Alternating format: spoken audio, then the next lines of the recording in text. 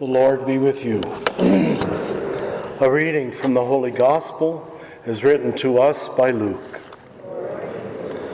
The shepherds went in haste to Bethlehem, and there they found Mary and Joseph and the infant lying in the manger.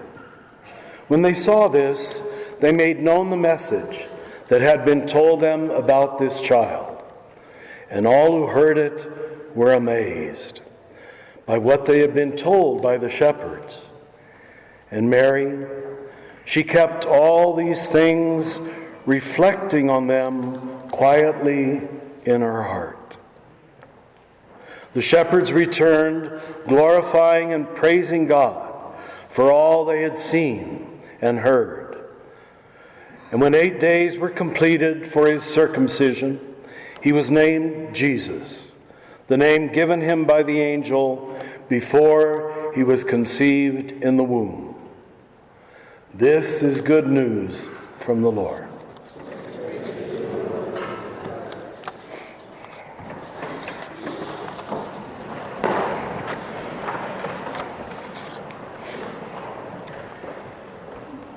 Well, I'm going to, at the beginning of a new year, give you a little concise theology lesson that I hope will also be interesting and maybe even inspiring. Because it is interesting that we begin the church year with this feast called Mary, the Mother of God.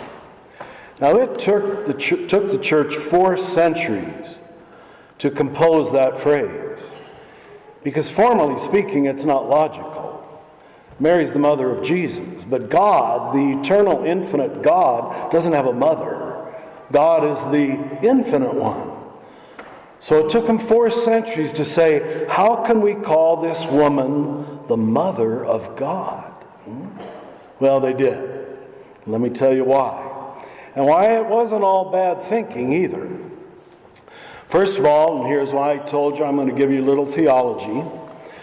Already in the early period, Mary was seen as the universal woman, as the stand-in for humanity. They even called her the new Eve, the new Eve.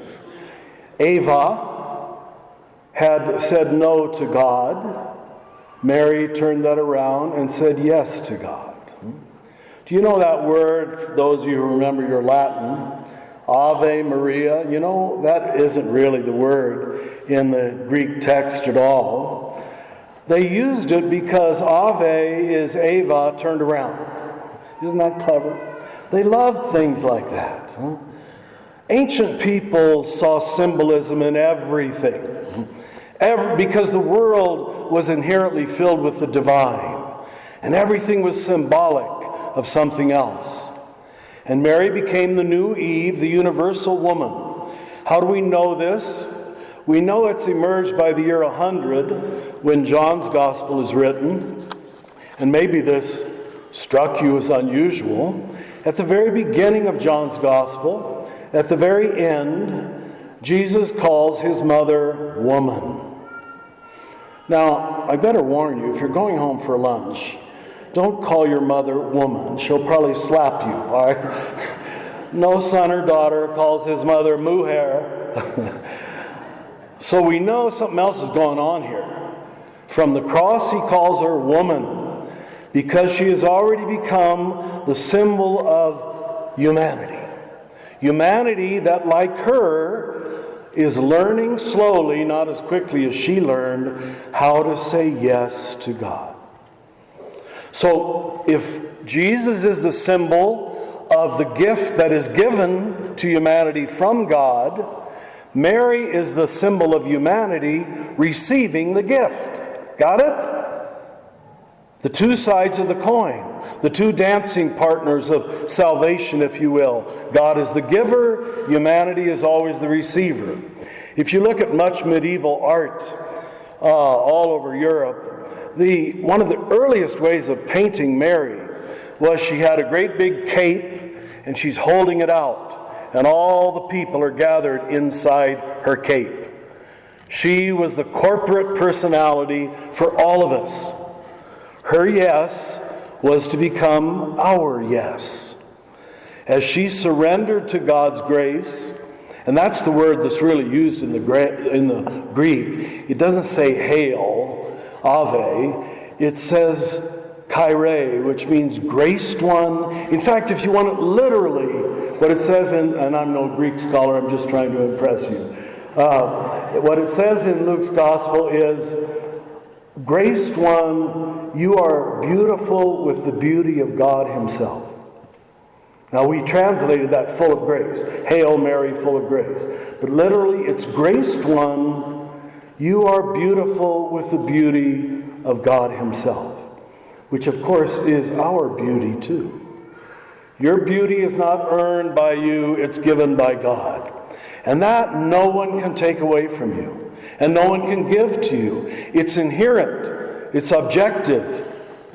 It comes from the moment of your conception. So, the early church saw all of creation, all of humanity as symbolized in this one woman.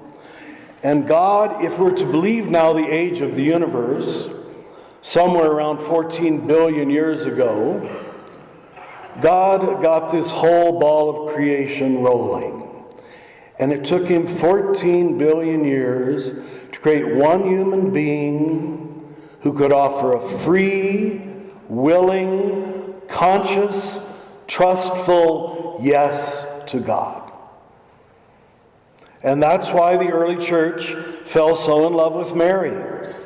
I know some people think we Catholics overdo it, and we probably do. But you've got to know it goes back to the earliest church. That Mary was us. She was the symbol of us, hovering over the new birth, trying to recognize what she certainly could not have recognized. She couldn't, with her logical human mind, have understood that this little boy, when she was changing his diapers, was God? I don't think so. It would have torn her apart. But she did know God was somehow operating in her, using her, but she had to live like faith, just like you and I do. And the wonderful thing is, apparently, she did. She believed that she was beautiful with the beauty of God himself. Most of us don't. We won't let the angel of God speak to us what it spoke to her.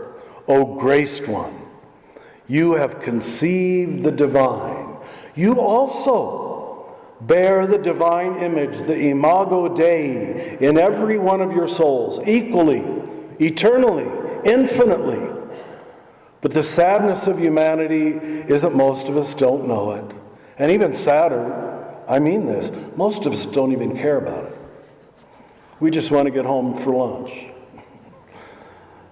The great mystery of who we are and what we've been given, the dignity that no president of the United States can give to us or take from us because you got it.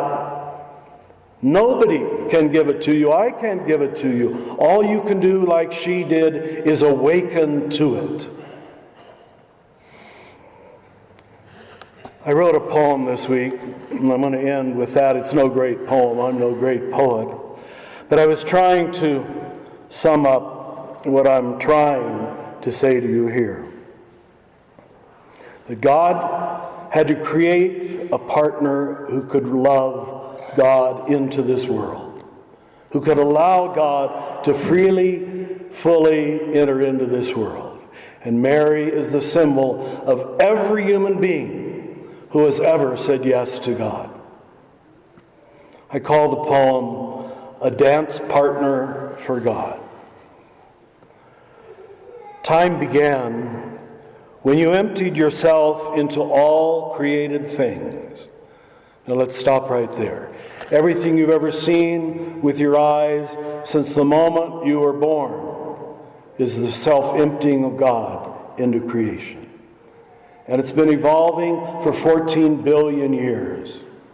And we come along, we're just a little tiny dot on the screen, and we're going to be gone in a few years. We're infinitesimally small. And you know that more than any person has ever known it, because the Hubble telescope tells us so. We're living in an expanding universe that is still expanding. And you and I come along on this one little tiny planet Earth, on a minor star, in a minor galaxy in New Mexico, and we're supposed to believe we're children of God? Oh my God. Come on, do you believe that? You can't, except God in you can believe it, for you and with you. Time began when you emptied yourself into all created things. And patiently, you waited 4 billion years. Billion is nothing your mind can imagine. You can't imagine anything that old.